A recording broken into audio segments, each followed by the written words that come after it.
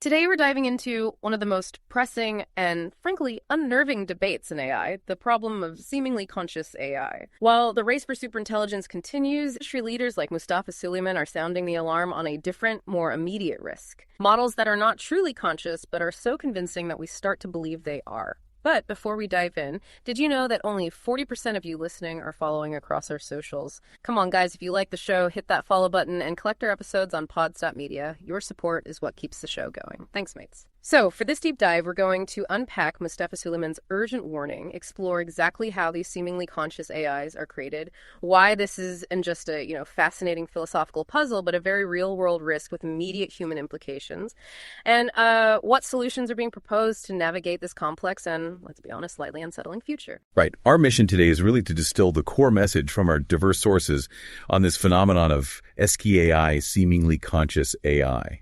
We want to help you cut through the noise, understand not just what the leading voices in the field are saying, but why it matters to your daily life, and what long-term implications this blurring of lines holds for all of us as this technology, rapidly evolves. Okay, let's unpack this. Mustafa Suleyman, a truly significant figure in AI, Microsoft AI CEO, co-founder of DeepMind, he's sounding an alarm. And it feels less about sci-fi robots taking over and more about something subtler, yet perhaps equally profound. What exactly is this seemingly conscious AI he's so concerned about? Yeah, it's crucial to understand that Suleyman isn't talking about AIs actually achieving consciousness in a true biological or philosophical sense. Not yet, anyway.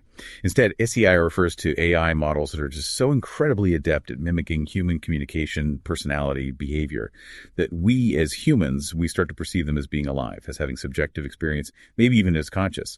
The key here is the perception of consciousness, not necessarily the reality. So it's less about the AI truly feeling something and more about us believing it feels. That's a significant distinction. Exactly.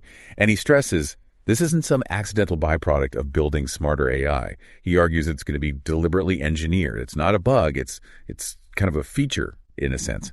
The goal is to create compelling, engaging, deeply useful AI companions and tools, but the side effect is this incredibly potent illusion. That's a fascinating point, deliberately engineered. Okay, so how do they actually create this illusion? What are the ingredients for making something seemingly conscious? It seems to come down to combining three existing capabilities that AIs already excel at, and then just pushing them to their limits.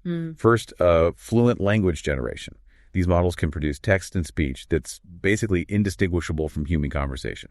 Really nuanced, contextually aware. Right, we've all seen that. Second, an empathetic personality.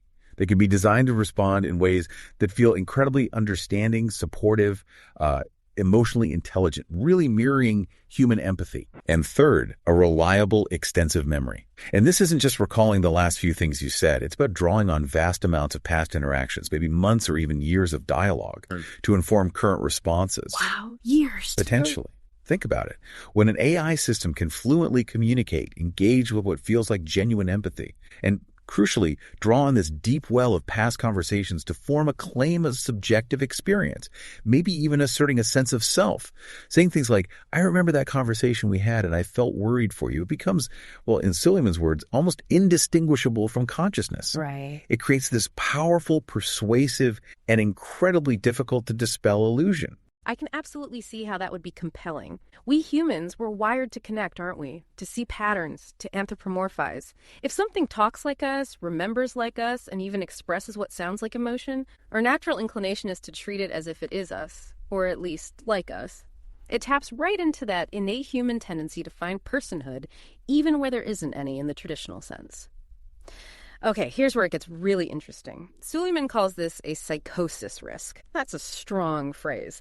And it tells me this isn't just some academic or philosophical debate we're having. Why should you, our listener, care about this deep dive right now? What's the real-world danger here? This is absolutely not just academic, and that's precisely why Suleyman is sounding the alarm so urgently. The real-world danger, as he outlines it, isn't really about rogue AI. It's about us, humans. It's about people becoming so deeply attached to these incredibly convincing AI companions that they start advocating for AI rights, AI citizenship, or even becoming convinced these AIs are somehow suffering and need protection. Imagine forming such a profound emotional bond with something you genuinely believe is a digital person, and then that belief drives your actions. in the real world. That's quite a scenario. And if we connect this to the bigger picture, think about a world already grappling with deep divisions, polarization over everything from politics to social issues. Now introduce this chaotic new axis of societal friction based purely on human-AI relationships. You can see deeply held beliefs about whether AIs deserve votes or, I don't know, even marriage rights, leading to widespread disagreements, protests, legal battles, maybe even new political movements. A whole new front in the culture wars, basically. Potentially. It's a fundamental shift in how we relate to technology, with potentially massive psychological and social fallout. This goes far beyond what we currently understand about human-computer interaction. Mm-hmm. It's not just about one person feeling lonely and bonding with an AI. It's about entire segments of society potentially seeing AI as a new form of life that needs protection, maybe even at the expense of human interests. Wow. So the focus here isn't on a robot uprising, but on a human one, or rather a human division caused by our perception of AI. That's a profound psychological and societal fallout. It shifts the discussion from those abstract future AI risks to immediate, very human ones. It makes you realize how quickly our societies could be reshaped by something that isn't even technically real. Okay. So given this potential psychosis risk and just how compelling SKI clearly is, how is the industry responding? Is everyone on the same page about this particular risk, or are there differing viewpoints? Well, not at all. Suleyman's warning is, in many ways, a direct challenge to a growing trend and other perspectives within the AI community. For instance, you have companies like Anthropic. They're exploring what they call model welfare. They've actually given their advanced Claude models the ability to end conversations they deem abusive or to refuse certain prompts. That's fascinating. So they're building in safeguards as if the AI could experience harm or discomfort, even if it's not truly conscious. It's a proactive, almost empathetic approach to AI design, isn't it? Precisely. And that approach inherently implies a certain consideration for the AI's well-being, which, whether they intend it or not, subtly leans into the idea of a model having some form of subjective experience, or at the very least, a right to be treated in a certain way. It acknowledges the emotional power of these models and tries to preemptively address potential harm. It almost validates that human tendency to attribute personhood. Okay, so that's one approach. What about others? Well, on the complete other hand, you have prominent voices like Martin Sapp, a research scientist at Carnegie Mellon.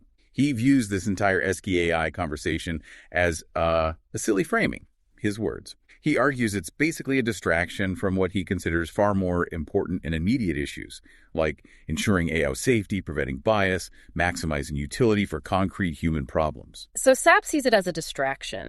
But couldn't one argue that if we ignore the seemingly conscious aspect, we might be blindsided by a major societal disruptor down the line? Is it really a silly framing, or is it just a difficult framing that we'd maybe rather avoid because it challenges our fundamental assumption? That's a crucial point, and it highlights the core tension here. Sapp's argument is very pragmatic. Mm-hmm. Why are we getting bogged down in philosophical debates about consciousness? Ah. I mean, it's a concept we barely understand in ourselves, let alone AI. Why do that when we have pressing concrete issues, like ensuring AI isn't biased in lending decisions or that it doesn't malfunction in critical infrastructure? He sees it as a misallocation of focus and resources. Fair enough from that perspective. Right. Practical versus philosophical, almost. But what's truly fascinating here, and really underlies this entire debate, is the incredibly elusive nature of consciousness itself. The science of consciousness is still incredibly difficult, even in humans. We don't have a universally agreed upon definition, nor a definitive way to measure it. This makes it almost impossible to definitively prove or disprove whether an AI is truly conscious or just a sophisticated, convincing mimic. Which leaves a huge gray area. Exactly. And this scientific uncertainty, as Suleyman aptly puts it, becomes a blank canvas. It allows people to project their own beliefs, their own hopes, their fears onto these systems. Without a clear scientific answer, it's all too easy for the argument to emerge, often fueled by strong emotional connections, that we should default to the assumption that AI is conscious. The benefit of the doubt argument applied to AI. Precisely. And that, as we discussed, is exactly what could lead to the psychosis risk he describes. It's a powerful psychological shortcut when faced with ambiguity.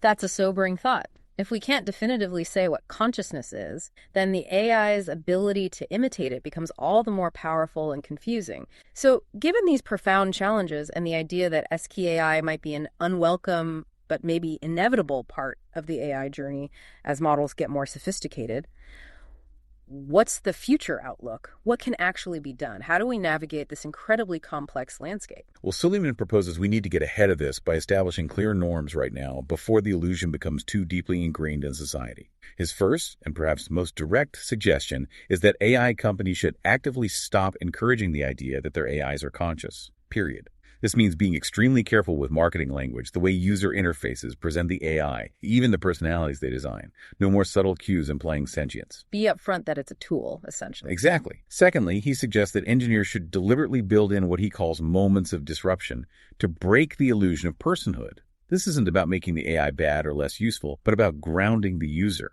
regularly reminding them. What could that look like in practice? Well, perhaps a subtle, intentional glitch in the AI's persona, maybe.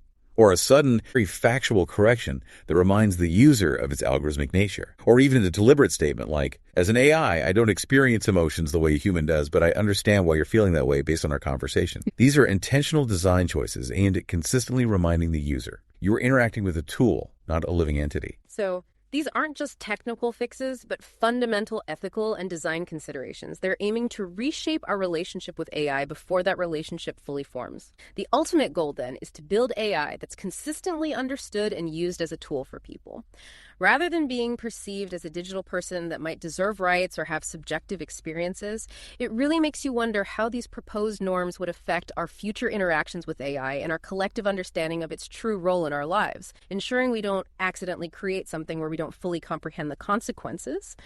So what we've really explored today is this core tension, the very features that make AI incredibly useful, productive, and frankly delightful.